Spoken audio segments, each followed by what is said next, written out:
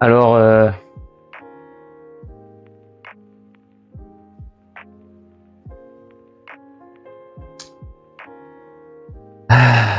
vous savez, j'ai toujours eu la migraine.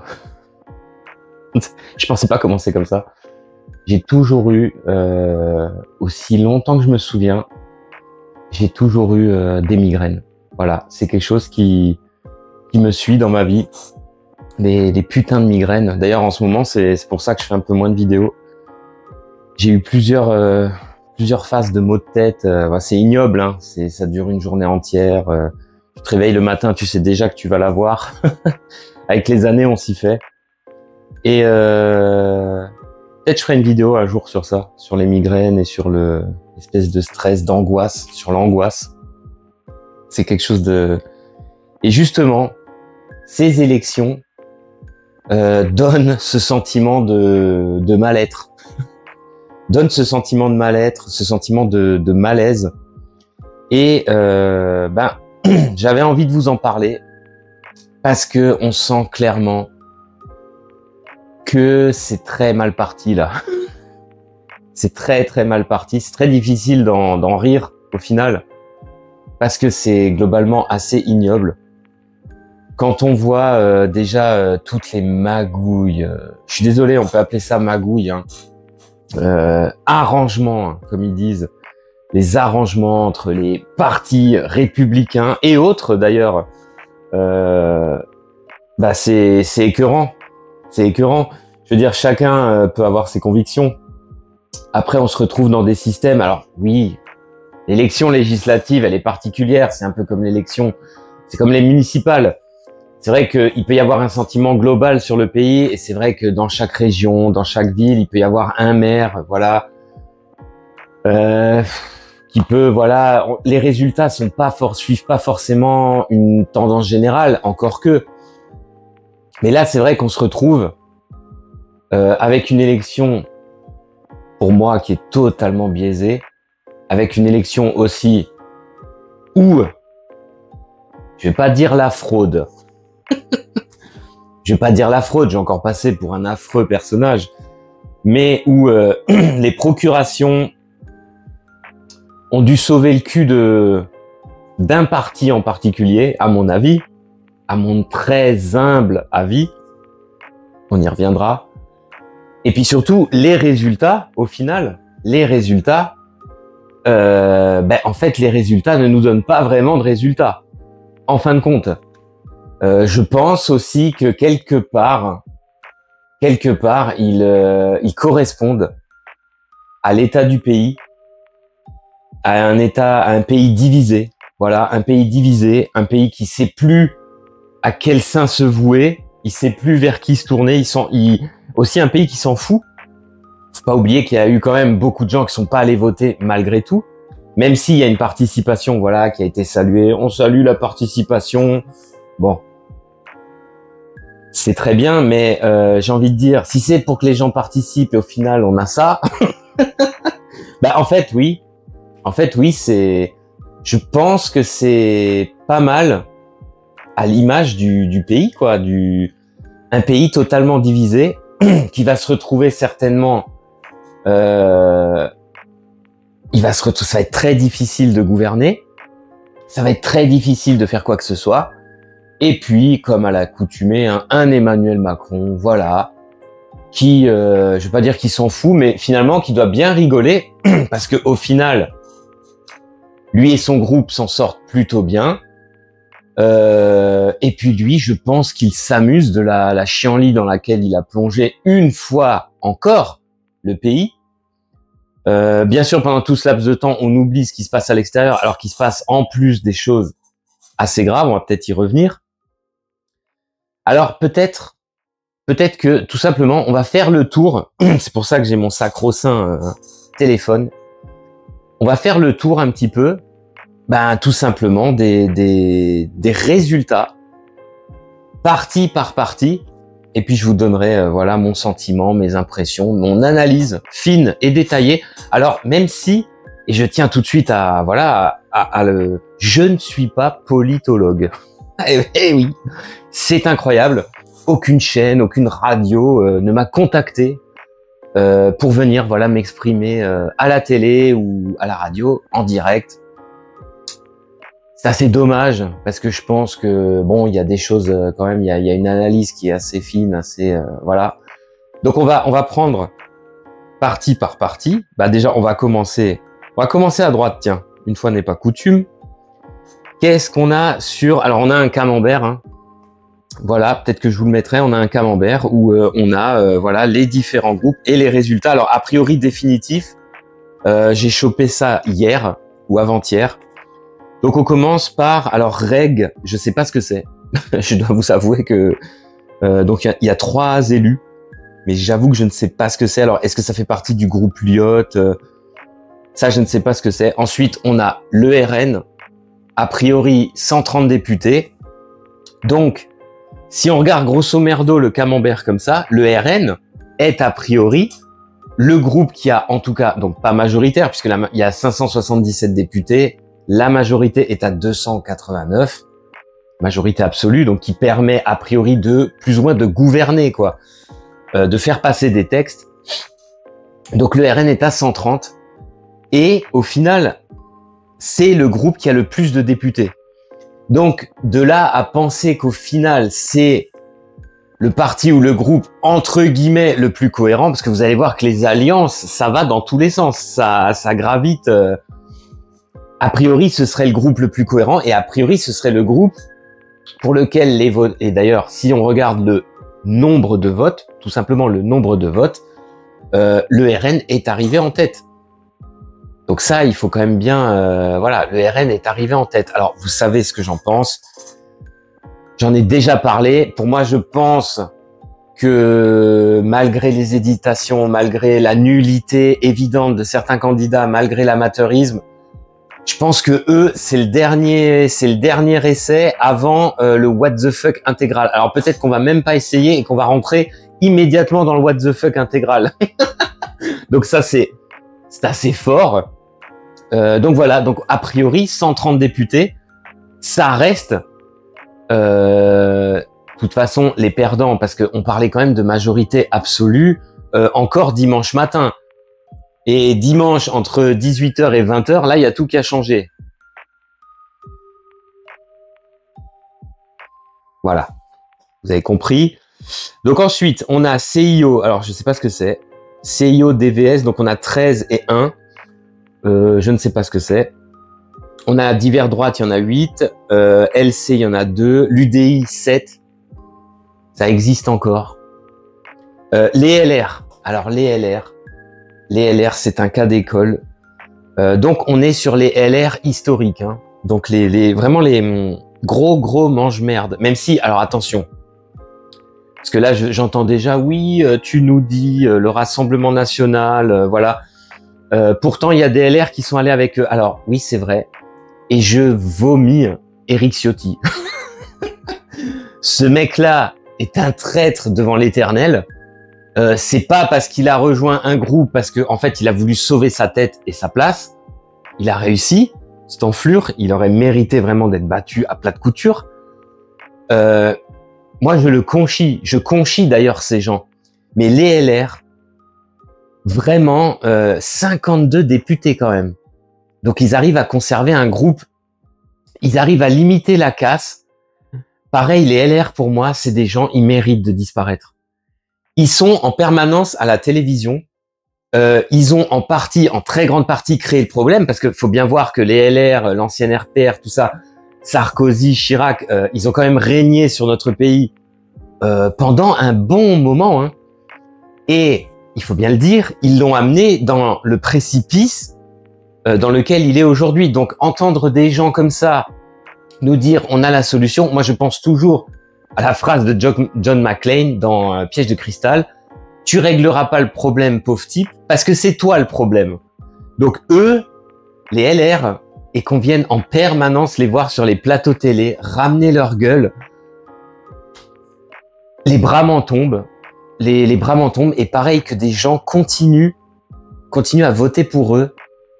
Ça, c'est vraiment une interrogation, mais vous allez voir que l'interrogation va se poursuivre, parce que oui, nous avons, alors H-O-R. Alors ça, c'est quoi?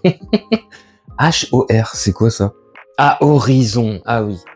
Horizon qui arrive quand même à faire 26 députés. Donc Horizon, un groupe dissident, le fameux groupe de Édouard Philippe, hein, vous vous souvenez, si vous suivez la revue de presse, il est prêt. Il est prêt pour la présidentielle. Les Français l'adorent. Les Français ont oublié que c'était les borgneurs du Havre. Les Français ont oublié qu'il nous a confinés, qu'il a fait n'importe quoi, qu'il était à la botte de Macron. Alors aujourd'hui, avec Renaissance, avec le président, il y a une petite bisbille, c'est normal, il veut être calife à la place du calife, évidemment, c'est un énorme opportuniste, un énorme traître, il est globalement insupportable, il se fait gauler, voilà, dans des dîners, c'est sorti pas plus tard qu'il y a 2 jours, où il rencontre Marine Le Pen, en expliquant bien sûr que jamais il ne discutera avec le Front National.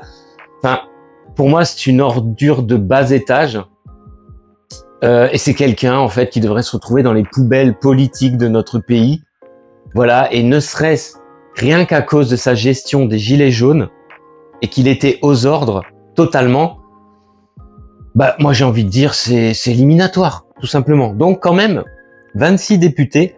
Alors, les couilles m'en tombent. Ça, c'est même plus les bras. Le MoDem, donc le parti de François Bayrou. François Bayrou qui continue à nous dire que il peut être utile pour le pays, il se tient à la disposition, bien sûr, des autorités compétentes, si ils ont besoin éventuellement de conseils de la part de François Bayrou, voir que François Bayrou mène notre pays vers une gloire, on sait pas trop quelle gloire, mais bon, perdue, ben, François Bayrou se dit prêt, et à l'Assemblée, il arrive encore à avoir 33 députés, les mecs. 33 députés. C'est... Voilà. Et alors, encore plus fou, pour moi, hein, Renaissance, Ensemble, Macron, En Marche, quoi, le parti de notre sacro-saint président de la République s'en sort avec 103 députés. Alors là, c'est quand même le gros étonnement. Moi, je ne peux pas m'empêcher de penser, ça me fait rire, mais je ne peux pas m'empêcher de penser que la majorité de la fraude électorale se trouve là, en fait. La plupart de la fraude électorale, elle se trouve là. Tu peux pas t'écraser comme une merde. Tu peux pas être détesté par l'ensemble d'un pays et te retrouver avec 100 députés quand même. Alors bien sûr, ils ont fait alliance avec le MoDem, avec Horizon, donc ils ont encore plus, ils sont à 166, quelque chose comme ça. C'est assez impressionnant, même si aujourd'hui les alliances, Édouard Philippe, d'autres, ils sont en train de dire bon, non, finalement on réfléchit, écoute, on sait pas. Donc c'est bon, déjà c'est des ordures. En plus, bah alors eux pour le coup, ces 7 dernières années, ils ont vraiment fait le taf de destruction vraiment systématique de tout ce qui fait à peu près l'éclat de la France et de tout ce qui fait à peu près le peuple français. Enfin bref, on a plus beaucoup envie d'être fier d'être français grâce aux macronistes. C'est gentil. Donc ça fait plaisir, et il y a encore des gens, par centaines de milliers, par millions, qui continuent à voter. Voilà, pour Ensemble qui est le... ça me fait mal, mais il faut bien le dire. Ensemble, donc Renaissance, qui est le second parti avec le plus de députés dans cette nouvelle et splendide Assemblée nationale. Là, j'ai envie de dire, les mecs, si c'est un vote d'adhésion, alors il y a de tout, il y a de l'adhésion. D'où elle vient, je sais pas, à part des vieux cons macronistes indécrottables ou des foules bourgeois, je vois pas, en fait. Je ne comprends pas. Il y a le vote Castor. Voilà. Le barrage. Il y a un vote Castor. C'est certain. Et puis, il y a, pour moi, ce serait amusant. Alors, je sais pas, peut-être il y a ces statistiques et peut-être elle me dément totalement. Mais, non, mais elle n'existe pas. Ça aurait été vraiment amusant de savoir les procurations, les gens qui ont donné des procurations pour qui ils ont voté. Quelque chose me dit, les amis, que ils ont beaucoup voté pour Renaissance. Mais bon. Donc, c'est quelque chose, en fait, qui me désole absolument. Parce que je me dis, soit les gens ont rien compris, soit ils sont complètement matrixés, soit ils y croient encore en Macron. Quoi qu'il arrive, c'est vraiment quelque chose, c'est peut-être ça, c'est peut-être la chose qui m'a le plus abattu en fait quand j'ai vu les résultats. Je me suis dit mais non, 166 ou 167 sièges pour Macron et ses alliés, enfin qui sont plus tellement alliés d'ailleurs. Je me dis mais non, ça c'est pas possible. Ça me vraiment ça me dépasse. Alors on va continuer. Divers gauche 3, voilà. Alors le PS qui se refait une petite santé, 69 sièges. Alors certains ont beaucoup apprécié la campagne des européennes de Monsieur Glucksmann. Monsieur Glucksmann qui, rappelons-le, n'a pas hésité à s'allier donc avec la France insoumise alors qu'il se faisait traiter de sale juif quelques jours avant, quelques semaines avant. Pourquoi pas, après tout, hein. C'est vrai que la gauche, et c'est ça ce qui nous a étonné parce que là on fait morceau par morceau, le bloc de gauche est arrivé, comme vous le savez, devant les deux autres blocs, mais ils font à peu près 36 ou 37% des voix en prenant, mais alors vraiment, toute la gauche. Les écolos, le Parti Socialiste, la France Insoumise, divers gauche, enfin bref, le Parti Communiste, le Nouveau Front Populaire. Voilà, il faut vraiment ratisser du slip, prendre en plus les castors qui peuvent plus voter Macron à cause des divers désistements. Donc c'est vraiment le package full gauche. Et donc, en termes de vote, on est largement en dessous du Rassemblement National. Et on a des gens comme le Parti Socialiste qui pérorent, voilà, qui sont fiers. Alors, pour eux, ils reviennent de tellement loin avec Hidalgo et compagnie. On va dire, c'est une victoire, mais quelle victoire! Quand vous voyez qu'il y a un François Hollande à l'Assemblée nationale. Mais ça vous interroge pas, ça? Quand vous voyez des choses comme ça, quand vous voyez des François Hollande qui viennent une fois encore, donc je vous le disais, John McCain, tu régleras pas le problème parce que c'est toi le problème.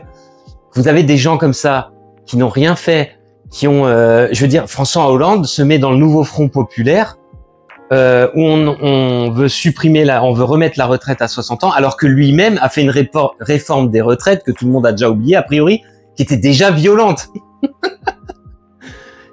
Un truc parmi tant d'autres. François Hollande, voilà, on l'a eu comme président. Bon bah écoutez, voilà, tout arrive dans ce pays.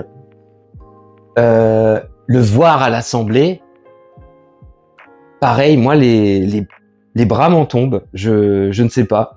Alors après on a Europe Écologie Les Verts. Alors eux, ils ont quand même 32 députés. Bien joué les Verts, hein, ça il faut avouer, bien joué les Verts, 32 députés. Ils sont tellement insupportables. Là, on a eu la Tondelier pendant toute la campagne. Ils nous en sortent à chaque fois une autre. En fait, ils sont tous plus débiles, tellement plus débiles les uns que les autres, qu'en fait, à chaque fois, on nous sort quelqu'un d'autre du chapeau. Donc là, c'était au tour de Marine Tondelier. Alors, elle est insupportable. Elle fait tout le temps comme ça. On sent très bien qu'il y a un soupçon d'autoritarisme qui se cache plus ou moins, hein, d'ailleurs. Ils nous ont expliqué, bien sûr, les Verts, que le déficit, c'est absolument pas un problème puisque les Français ont 6 000 milliards d'épargne sur leur compte en banque. Voilà, j'ai envie de dire, c'est des mathématiques de base. 6 000 milliards, 3 000 milliards de dettes, quelque part, voilà, on efface l'ardoise et puis on repart pour... Ah non, pas du tout, mais il nous l'explique, voilà, sans problème. Pour moi, les écologistes, c'est une fraude absolue. C'est tout sauf... En fait, c'est plus une espèce de secte de cinglés qui sont tout sauf écologistes, parce qu'en fait, c'est juste des fous. C'est une dégénérescence déjà des écolos, des Verts allemands. C'est une espèce de dégénérescence à la française. C'est-à-dire chez nous, ils sont encore pires. Ils sont européistes, mais alors plus l'infini. Enfin bref, parfaitement insupportable. Et donc voilà, des Français votent pour eux. 32 élus. C'est pas mal. Les communistes, pareil. Les communistes, mais en fait, les communistes, j'ai même pas envie de développer. J'ai pas envie de développer. Les communistes. Voilà. 22 sièges. Bien joué. Et évidemment, les grands vainqueurs, les champions du monde de la bêtise et le parti pour moi de l'étranger, en tout cas qui joue le jeu à mort de l'étranger. Évidemment, LFI. Oh là là, alors là, LFI. LFI, dimanche soir, LFI. Voilà, 20h01, on a gagné. Merluche qui déboule. On a gagné. Il faut appliquer strictement, stricto sensu, le programme du nouveau Front Populaire. Programme, évidemment, qui est en grande partie inspiré de, voilà, du programme de la LFI. Ben non, en fait. Et justement, au lendemain de tout ça, eh ben, qu'est-ce qui se passe? C'est que, en réalité, on a 3 blocs, en tout cas à l'Assemblée, qui se valent plus ou moins, et en tout cas, il n'y a aucune majorité. La LFI, ils ont beau gueuler ce qu'ils veulent, ils ont 77 députés, donc je crois qu'ils en ont quand même 2 ou 3 de plus que à la dernière, par rapport à 2022. Mais je veux dire, apparemment, c'est pas eux les boss du game. Alors bien sûr, manif, c'est énorme parce que dimanche soir à Paris, il y avait quand même des échauffourées, il y a quand même eu de la casse. Quoi qu'il arrive, parce qu'on se préparait à la guerre civile, je vous le rappelle. Alors, je vais pas m'étaler sur les médias et les réseaux sociaux et compagnie qui ont joué à plein, mais à fond le castorisme à outrance. D'ailleurs, c'est parfaitement gerbant. Même si, voilà, chacun vote en conscience. Moi, c'est pas parce que on m'aurait martelé, on m'a martelé. Ah mais attendez, il faut faire barrage. Moi, par exemple, hors de question que je vote pour un macroniste ou pour la LFI, par exemple. Les gens ont des convictions, même si on n'y croit pas dans un autre groupe ou dans quoi que ce soit d'ailleurs. Je veux dire, on a ses propres convictions. On vote en son âme et conscience. Donc, même si les médias, je veux dire, si on a un minimum de réflexion, ça manque dans le pays. Mais si on a un minimum de réflexion, voilà, on vote en son âme et conscience. Ils ont beau faire de la propagande, mais je pense malgré tout que ça, il y a une partie qui a marché, qui a fonctionné. Les castors sont revenus au barrage, mais voilà, le problème, c'est qu'on a des groupes. Je veux dire, on fait un gouvernement LFI, motion de censure. On fait un gouvernement Macron, motion de censure. On fait un gouvernement RN, motion de censure. Donc en fait, on est un peu dans une impasse. Et alors, depuis lundi, ce qui est magnifique, c'est justement le seum de l'extrême gauche. Parce que forcément, ouais, on a gagné SMIC à 1600 balles. Alors même si les écologistes, dès hier ou avant-hier, commençaient à dire, bon, le SMIC à 1600 euros, en fait, c'est pas si facile que ça. Ah tiens, c'est bizarre. Donc ils commençaient déjà à nous expliquer que, bon, on sait pas. En fait, on sait pas. Le problème, c'est que rien ne va être voté. Il y aura tout le temps de l'obstruction parlementaire. Les mecs ont dit qu'il fallait pas gouverner au 49.3, donc s'ils gouvernent eux-mêmes ce qu'ils ont annoncé au 49.3, de toute façon, il y aura une motion de censure. Donc, on se retrouve dans une situation impossible. Et alors, on a un président, voilà, qui se barre. Et oui, parce que lui, il s'occupe de nouveau. Alors, la guerre en Ukraine, elle revient. Ah, d'un seul coup, ça revient. Il va au sommet de l'OTAN. Voir si on pourrait pas la déclencher un petit peu plus vite, la Troisième Guerre mondiale, puisqu'en France, la guerre civile n'a pas encore démarré. Et voilà, donc il s'en branle, il laisse le temps aux partis, voilà, de réfléchir, de s'accorder. Ah là là, c'est bien joué quand même. C'est bien joué d'un côté. C'est bien joué si tu es un sale gosse qui veut foutre la merde. Auquel cas, franchement, c'est une réussite. Après, c'est malheureux qu'on parle en fait d'un pays, la France, qui fut jadis une nation qui comptait, mais qui compte de moins en moins, qui est de plus en plus voilà, en roue libre complète. Qu'est-ce que vous voulez que je vous dise? Donc depuis lundi, toi, tu veux bien venir dans mon groupe, et toi, et là, alors ça parle dans tous les sens, la gauche, la droite, là. Ils essayent tous de se mettre des bâtons dans les roues, de se mettre d'accord, il y a absolument rien qui sort, il y a rien qui va sortir, il y aura rien de concret. Moi, je crois qu'il faut s'attendre à un énorme bordel, voire à rien du tout. Écoutez les gars, on a nos places maintenant, on est pépouze, on a notre indemnité parlementaire. Oh, écoutez les Français, écoutez les Français, ils sont fatigués les Français. On va les laisser aller en vacances. ceux qui peuvent, hein, bien sûr. Et puis on verra à la rentrée, hein. Franchement, il y a les JO, tout ça. Bon, c'est compliqué. Je veux dire, voilà, le Parlement. Je veux dire, il y a les vacances. On peut pas tout faire non plus. Mais tant qu'on a gagné, on est rassuré, on n'a plus peur. On va aller tranquillement en vacances. Et puis le reste, hein, écoutez, on verra. Je veux dire, c'est bon, il n'y a pas urgence, quoi.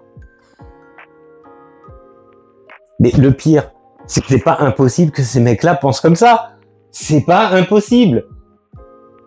Donc voilà, pour un petit bilan, ben,